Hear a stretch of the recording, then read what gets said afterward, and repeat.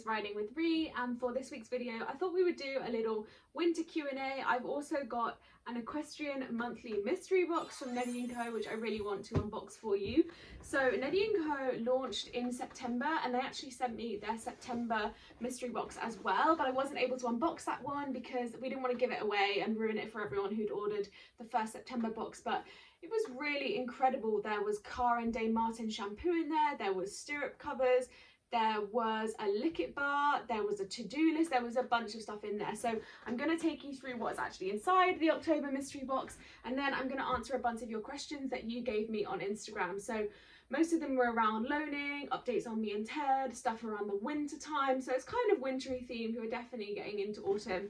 My knee is feeling much better this week. I kind of didn't ride for the early part of last week and then just focused on a bunch of hacking, and then this week I've started to school a little bit more, so everything is good. And we've actually booked a cross-country training clinic next weekend. There's something to look forward to since we had to cancel the dressage because I hurt my knee, so that's great and I'm really looking forward to that, and that will actually be next week's vlog. So if you do want to see that, make sure that you subscribe below because that is going to be a good one. I'm going with a friend, I'm wearing a GoPro, she's wearing a GoPro, we're going to film each other. There should be a ton of footage. So Neddy & Co, they do these monthly subscription boxes, and firstly, when you first open it, what I love is that they have this little tag, and ours always says to Ree and Ted, and that's something I really love about these boxes. They're not just for him, they're not just for me, they're sort of stuff for both of us. So let us have a look. Now, I've seen a couple of sneak peeks online of what's in this box, so I have an idea of what there is, but I haven't actually unboxed anything yet because I wanted to do it with you. So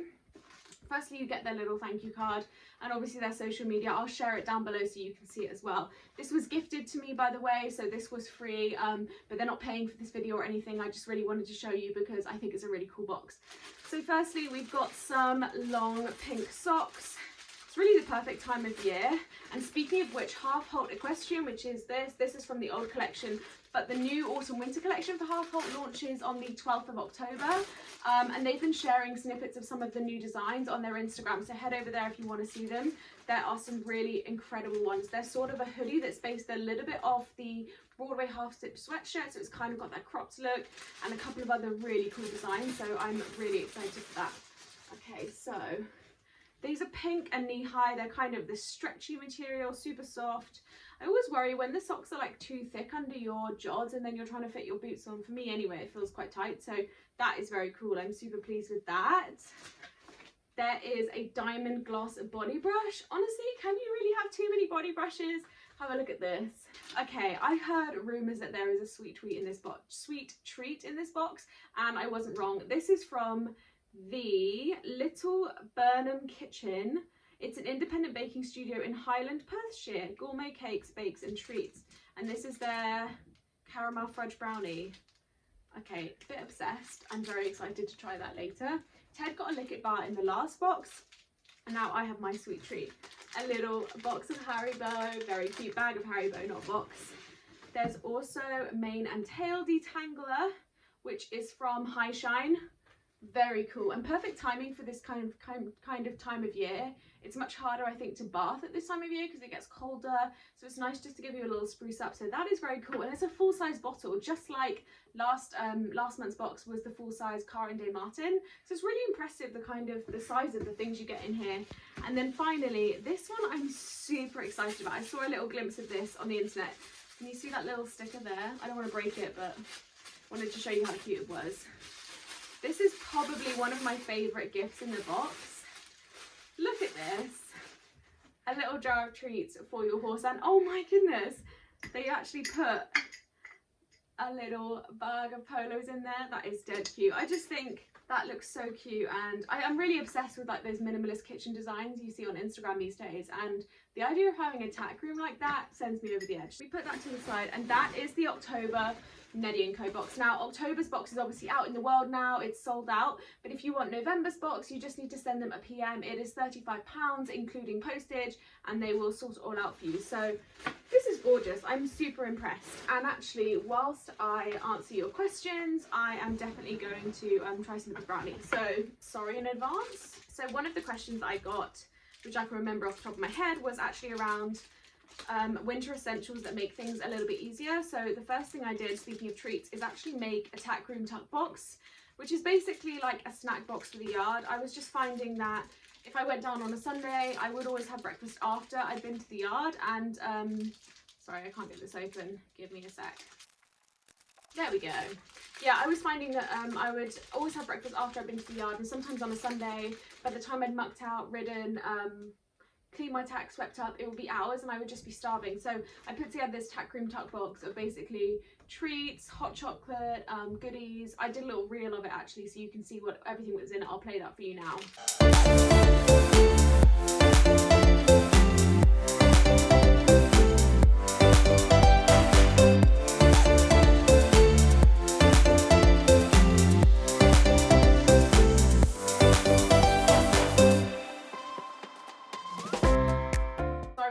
That those little hot chocolate sachets are really delicious. They're not so great for the environment, so I'm trying to think of a better alternative to that, maybe like a big jar with like a scoop in or something, but they really do make a horrible morning better. And I'm now going to try some of this. It's so good. It's so gooey. And the caramel's like right in the middle. It's delicious. If I find the name of this company separately, I'll link them out below as well, because these are really, really good, so shout out to them. Okay, and let's get to the other questions. One more bite, and then I'll put it away. The other thing that has made winter way better for me is a couple of weeks ago, I bought myself an ARIAT stable jacket. I'll link that below as well. It was about £100, so I did a lot of research beforehand. I was looking for a short riding jacket that I could ride in, but also one that I could wear around the yard. The ARIAT one has a super high collar, which is really nice. I always get quite cold around my neck, especially when I'm riding, if I'm cantering and stuff. The one thing I would say is it fits quite like snug, so if you want a little bit more movement, then you might want to go a size up. And it also is quite short on your back, so if you are moving around a lot, sometimes I find it rides up my back.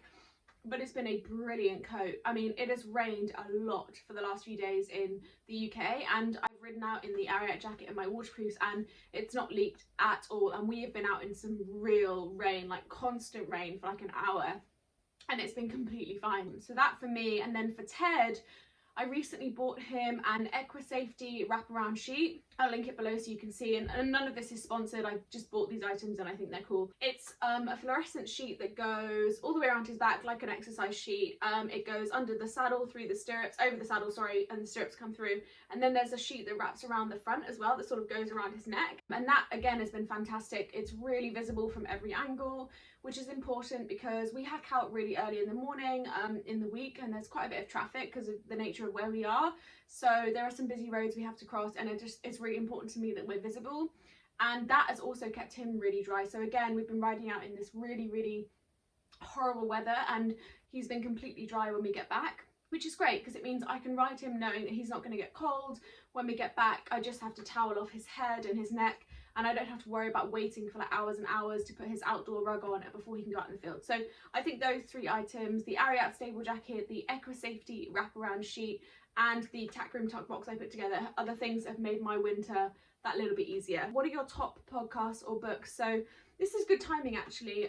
Because the horses have literally just come in from living out 24/7, so we're mucking out every morning. I muck out to books and podcasts, audiobooks and what have you. And Harry Potter, the Harry Potter series, it's a cliche, but that's really good on Audible, read by Stephen Fry. I listened to that all at the end of last autumn when I started sharing TED, and I listen to that every morning. I also listen to the New York Times, The Daily podcast. It's mostly around US politics, but I personally find that really interesting. Spotify has just launched a new sort of playlist called Daily Drive, and it's quite good. At least in the UK, it's got like a little news segment and then a few of your favorite songs and then like another podcast. So it's kind of like listening to the radio, so that's a cool one.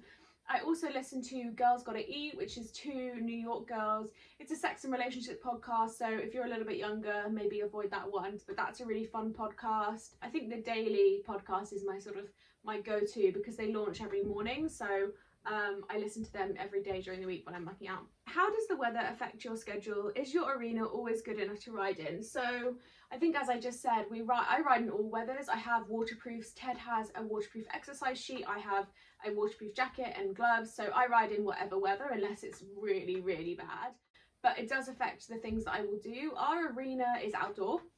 and it's pretty good. The surface, it can manage quite a bit of rain. I rode in it just this morning after we've had all of that rain over the week, so I'm more careful really about going anywhere on fields and stuff because it's so slippery that I'm quite careful, and I wouldn't jump on grass after a rain. And so yes, it does affect my schedule, but not so much in whether I ride or not, more of what I do. Where is your favourite place to shop for equestrian clothing? Obviously Half HALT Equestrian. As I said, new collections coming out on October the 12th. Half HALT is my go-to, but if I need something specialist, I'm quite brand agnostic in that way. I'll just find whatever works for me. My show jacket is from Shires, my show shirt is over there, I think that's from Shires, my boots are ARIAT, so a bit of an array really. Okay, questions about me and Ted. Did you trial any other horses before Ted?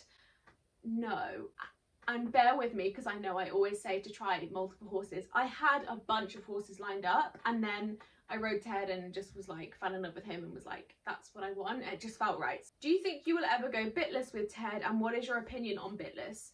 I think bitless is fine. There's a bunch of people at my yard who ride bitless instead of with a bit. There's a girl who jumps her horse bitless and does flat work in a bit.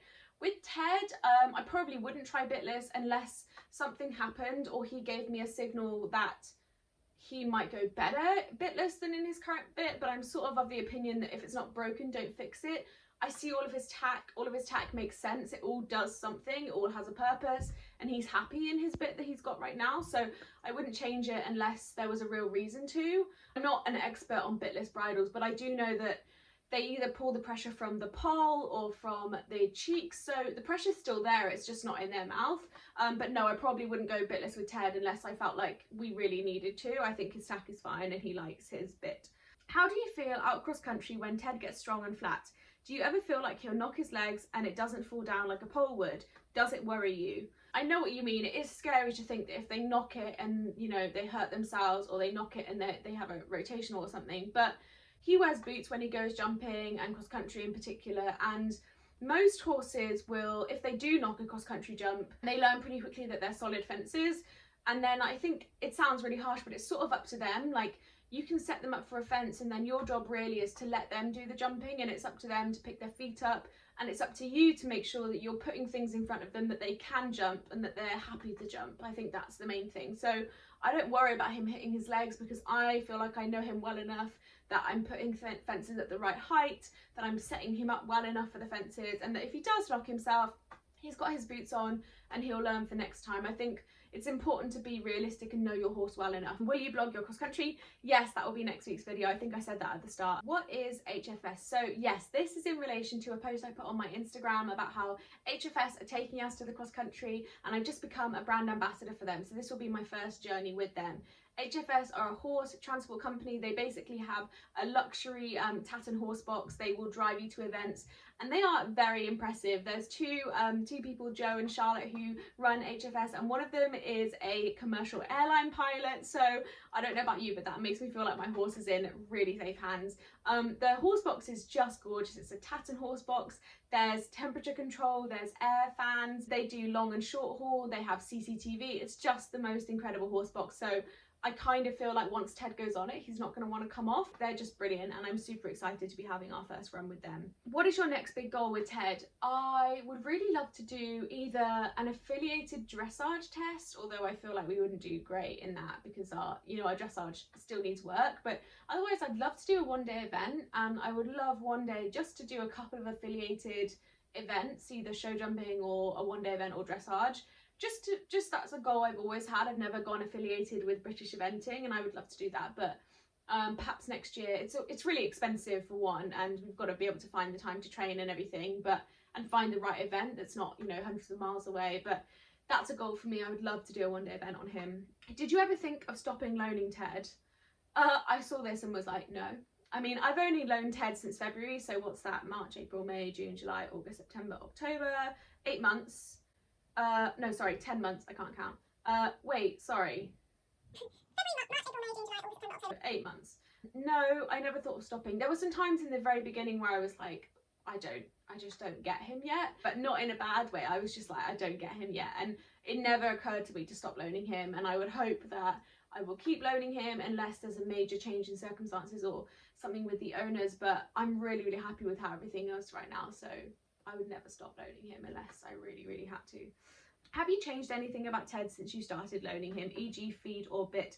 So remember that I part loan Ted, so you don't really have that kind of a say in their, you know, environment. When I first started sharing him and he was being Ted, you know, I said to his owners, like, what is he on? Like, could he have any less feed? Like, is he on pony nuts or anything? And when we looked into it, he was on like quite basic feed that isn't giving him loads of energy. And actually, I obviously then discovered that this is just who Ted is, and now I would never change his feed. So I'm sort of glad that I had that conversation with his owners, because the only thing I've added to his sort of repertoire is a new bit, and that's because we can't do his normal bit, we can't do dressage in that.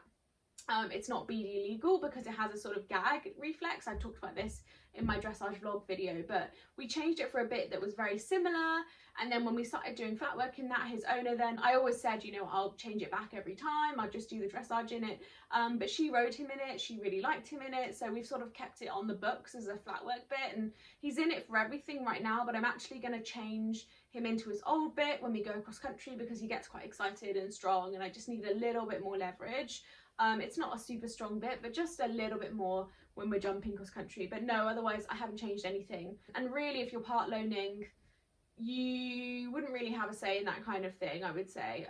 If it's a full loan, you have a bit more say, but you should be speaking to the owner if you are wanting to change anything about the horse. How do you plan your days or weeks with Ted? I start my first loan on Tuesday and need tips. Well, congratulations on your first loan, that's very exciting. I did a whole video planning my week before my dressage competition, so I'll link that out here if you want to see it. But otherwise, I plan my week, so I have my set days with Ted. I have him Monday, Wednesday, Friday, Sunday, and then occasionally I'll take on extra days if the owners need some help. And then I plan my days. I either speak to friends at the yard who I ride with, and I have a pretty standing hacking day with a friend on a Sunday, or if I have a competition coming up, I'll work back from that. I look at my work schedule, so when's my first meeting, when do I need to be back by, and then I work out what time I need to ride. But otherwise, I just try and keep it really varied. So I try not to do ever really 2 flat work days in school in the same, like one after the other. I tried to do like a flat work day, a hack, a jumping day. I try not to jump. I would never jump 2 days in a row really. So I try to spread that out. So making sure he's got a varied sort of routine.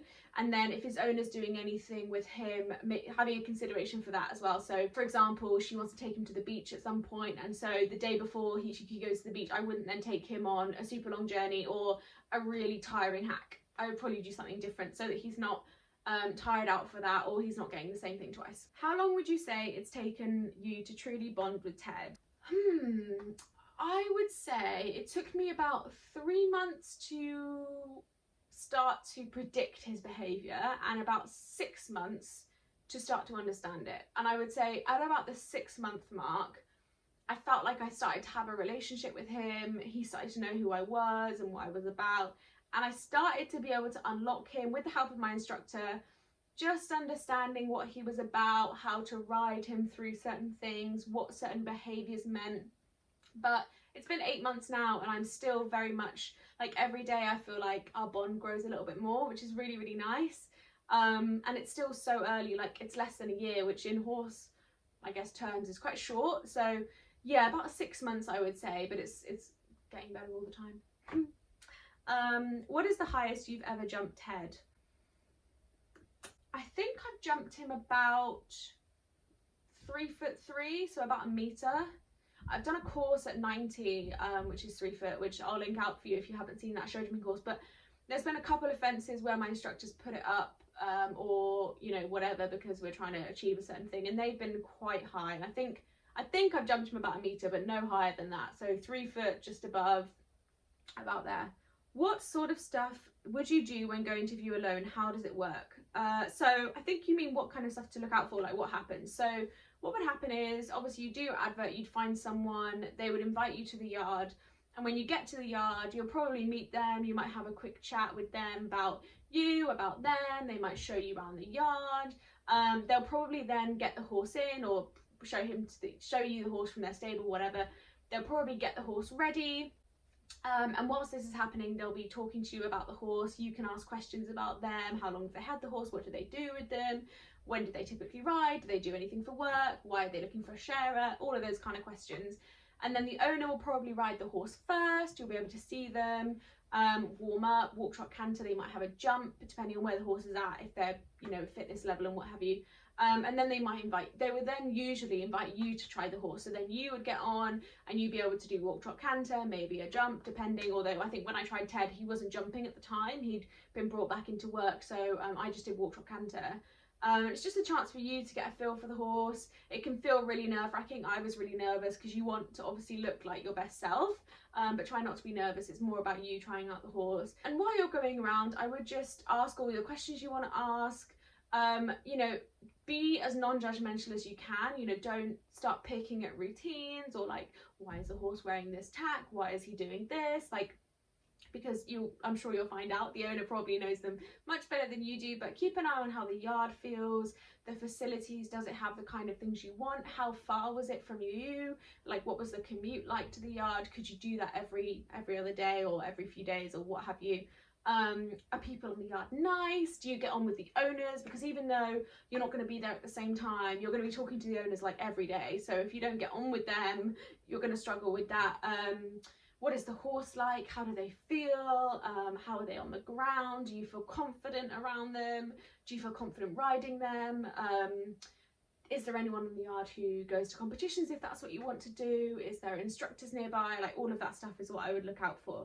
Do you think as a sharer I should ask the owner before I jump, etc.? Kind of depends what you mean. If it's like jumping in general, generally no, but for the first time, like the horse, you haven't jumped the horse yet, you should 100% ask. Whenever you're doing something new, you should be asking the owner if it's okay. So for example, when I first wanted to jump Ted, I spoke to the owner. When I first wanted to hack him out alone, I spoke to the owner. Every time I take him off the yard, so to an event or anything, I ask permission. It's their horse. Anything new that you're trying, you should definitely check in with them if you're loaning, yes. If it's part loaning, if it's a full loan, it's slightly different, unless they've explicitly asked you to tell them or ask them when you're doing things. A full loan, generally, everything's on you and you don't need to check in with the owner so much. But when it's a part loan, yes, or a share, you should 100% ask before you jump the horse, yeah. I feel like I started riding too late as I'm 13 and started riding in January. Did I start riding too late? Absolutely not. 13 is young, and I actually pulled up a couple of stats because I wanted to show you how young that was.